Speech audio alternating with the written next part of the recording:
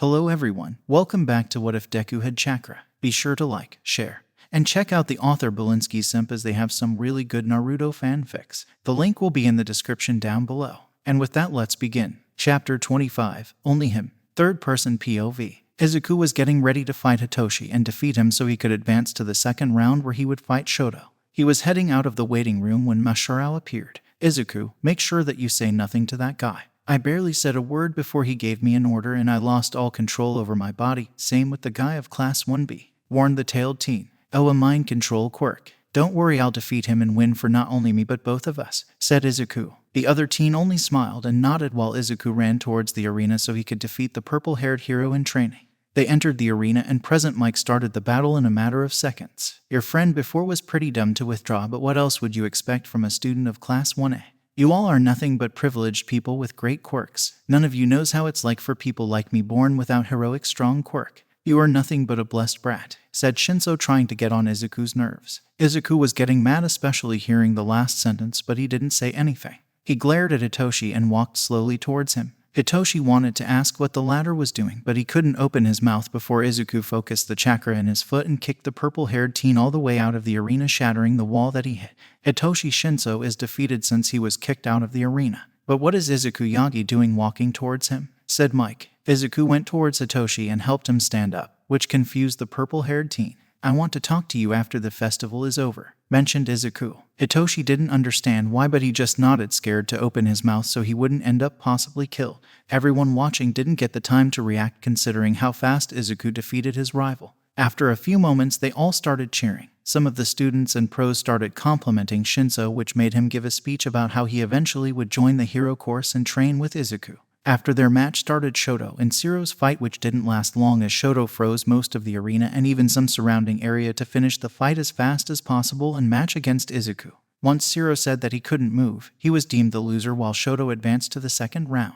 A number of fights passed by and Class 1A showed how stronger they were compared to the other classes, but after every fight they said a thank you Izuku, which confused the pros and others watching. Izuku focused on all the battles to make sure of every weakness he could find so he could use it to his advantage, then warn them about it later. The match that he was mostly intrigued by was Bakugo vs Uraraka, and the only reason it affected him was how everyone was downgrading Uraraka, but the girl did end up losing, which made Izuku promise her to beat the dark blonde-haired boy. But that fight had to wait as it was finally his turn against Todoroki. Before he went to the arena, he met with Endeavor, where the pro hero tried to insult the kid a little before asking him to fight his son as hard as he could, knowing that his masterpiece was destined to beat him. Present Mike already did the presentation and Izuku walked towards Todoroki without any intention to attack him. Todoroki allowed him before Izuku stuck his hand out for a handshake. Shoto accepted it and shook his hand, confusing everyone watching once again. Good luck, Todoroki-kun. You too, Izuku. They both smiled and Shoto tried to attack Izuku, but the latter blocked his hand and they both jumped away from each other. Shoto attacked the green-haired teen with his ice, only for Izuku to smash it with a chakra-infused punch. Izuku then ran towards him while summoning a chakra sword. Shoto used his ice to create a shield, but Izuku cut it with ease and went to slash Todoroki, not in full speed to not end up killing him, but the latter jumped away. Shoto kept using his ice to attack Izuku just like he did against Zero, but the green-haired only smashed all of them or cut them using his weapon.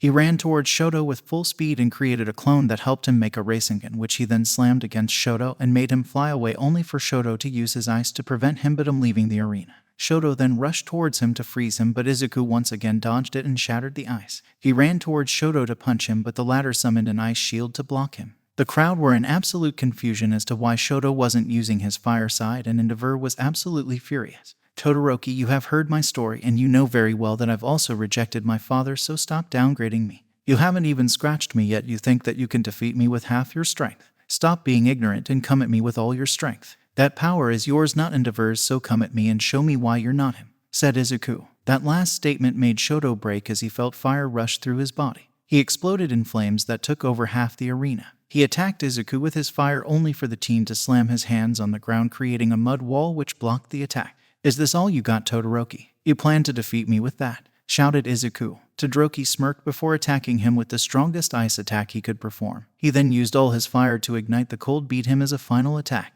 Izuku in return summoned about 20 clones, and every two of him created a Rasengan and jumped at him. Seeing the destruction that the clash might cause, Midnight stepped in and used her quirk to make them sleep, while Cementos created a cement wall between the two combatants in an attempt to stop them. However, both Izuku and Shoto pressed onwards with their attacks while the latter was thanking Izuku to himself. The shock wave that the clash caused was felt throughout the entire arena, and the smoke took over the entire ground. Once said smoke disappeared, everyone saw Shoto on the ground, unable to move, while Izuku stood still in his place, barely scratched body, nearly completely torn outfit. Shoto Todoroki passed out. Izuku Yagi wins, said Mike. The entire crowd fell into a state of shock before cheering harder than ever before. All the pros were in either shock or confusion and fury, though the last two fell on all might and endeavor. Izuku went towards Shoti, who looked at him with a smile implanted on his face. I lost, admitted Shoto. No, we both won no matter who the winner of this round was, answered Izuku. He then stuck his hand out and Shoto gladly accepted. He helped his friend up as he hugged him, which the latter also returned with a rare smile. You're truly special, Izuku. Only you can do something like this, thought Aizawa to himself while looking down at his students. Chapter 26, Fight of DNA and Blood. Third-person POV. Izuku and Todoroki left the arena together and headed to the waiting room where they would be meeting with their classmates.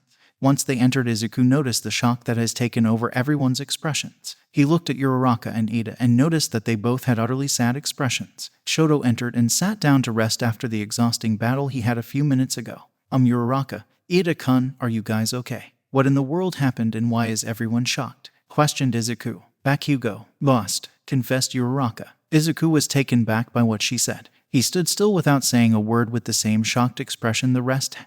He and Izumi fought. At first he was the one that showed the signs of winning, but Izumi surprised everyone when she punched the ground, shattering most of the arena, and then shot all the rubble at him with her telekinesis. We thought that he'd explode them, but while he was doing that she punched him straight in the stomach and then kicked him using her quirk, so he ended up flying out of the arena. Added Ida. But I promised Uraraka to be the one that defeats him, thought Izuku to himself. Hey, it's okay Izuku, just beat Izumi, it would be a double win both for you and Uraraka, answered him Kawaki. Izuku only sighed as he nodded slowly. He pat Ida and Uraraka's shoulders before sitting down next to Todoroki so he could also take his break. After a number of matches there, it was the rule for the semi-finals, and the four students that were still standing were Izuku, Izumi, Ida, and Fumikage Takoyami. Izumi was the one chosen to fight Takoyami, and she ended up breaking both her hands and severely injuring her body, but at the end she was the one that won. Izuku, on the other hand, was unlucky enough to be out against his best friend. While Izuku didn't want to fight him, he knew that he had to win so he could fight Izumi and defeat her as a win for all his friends. The battle went by Ida using his speed to try and take Izuku out with his speed, and Izuku dodging all of his attacks, not wanting to fight him. When Ida noticed that he confronted Izuku about it while still attacking him, the blue-haired asked him actually fight him, and that he felt like Izuku was making him feel pathetic and weak. Izuku didn't like that, so he did end up fighting Ida and defeated him when three clones captured Ida while Izuku blasted him with a racing. Ida and Izuku ended up going to the waiting room together, and everyone congratulated Izuku for winning and Ida for his amazing speed that had obviously and visibly changed since training with Izuku. Izuku and Izumi were then both called into the arena to start the final battle and choose the winner. They both stepped in while the entire crowd was cheering for the top two students of the festival. I'm going to beat you and show you that I'm still better than you, Deku spat out the blonde. Izuku didn't say anything, only giving her a side eye and listening to present Mike. Well, ladies and gentlemen, let's all hype up the Yagi siblings who have shown great heroism and strength since the start of the festival. Let's all show them who is the one that deserves to win. Izuku or Izumi, shouted Mike. The crowd screamed the names of the two, and while it seemed pretty equal, Izuku's name was easily more visible. Now let's start the last battle of the festival in 3, 2, 1 AAANDGOOO, screamed Mike. Izumi ran towards Izuku to punch him with a 5% one for all punch, but her twin easily dodged it, taking a step to the left. I have a great idea, said Izuku in his mind. What is this great idea of yours? Questioned Sasuke.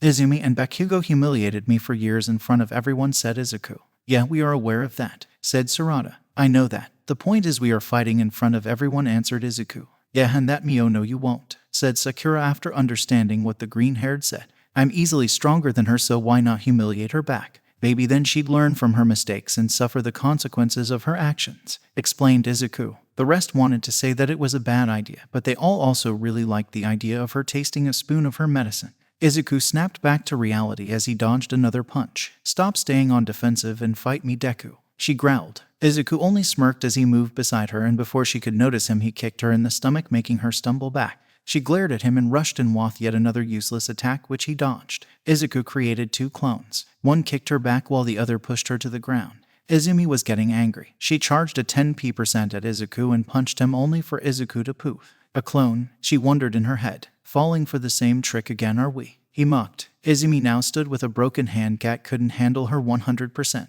She ran towards him with a 100% in the other hand. He jumped and landed on her back, standing still. He stood there for a few seconds before jumping off her back. She tried to hit him again but failed. She instead decided to punch the ground again to shatter it and use the rubble and attack him. She did do that using her telekinesis, but Izuku was fast enough to do a huge fireball which cleared everything thrown its way. Izumi tried to charge a 100% using her already broken hand, but Izuku once again dodged it. He was getting bored from the fight, so he chopped Izumi's neck, making her fall on the ground.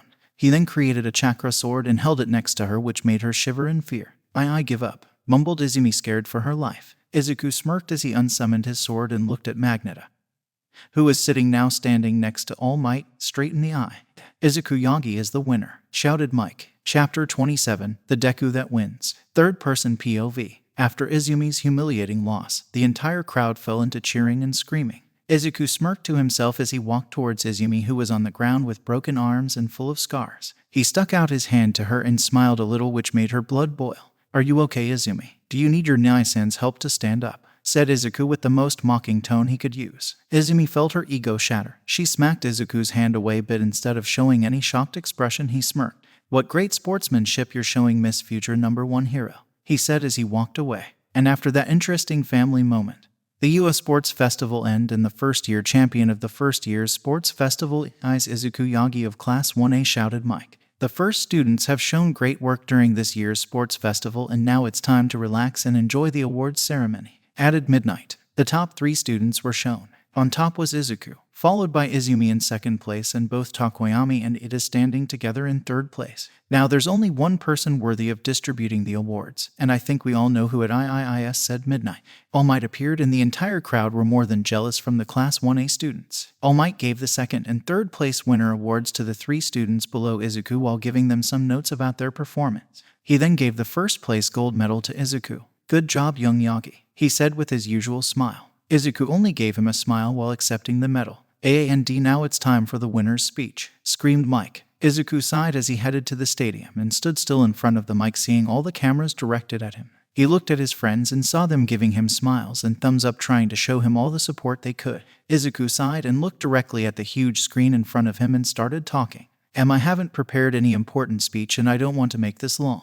I just want to say that I'm really grateful for everyone that has helped me to become as strong as I am right now. Thank you all. I also would like to send a message for everyone watching this festival, whether it's here or not. I was lucky enough to get accepted into the hero course, which I consider a drastic step in my hero career, but I know very well that not everyone is as privileged as much as I am. I want to send everyone my support, and I'd like to ask everyone who has ever dreamt of becoming a hero to continue trying, no matter what they'll have to face. No matter how your life circumstances are, you also have a chance to get accepted into whatever school you'd like, no matter what. I show specific support to quirkless people who at this moment are still suffering all around the world because of their lack of special powers. I'd like to tell you all that you are as valuable as anyone with a quirk, and that you are worthy of doing what you dream of.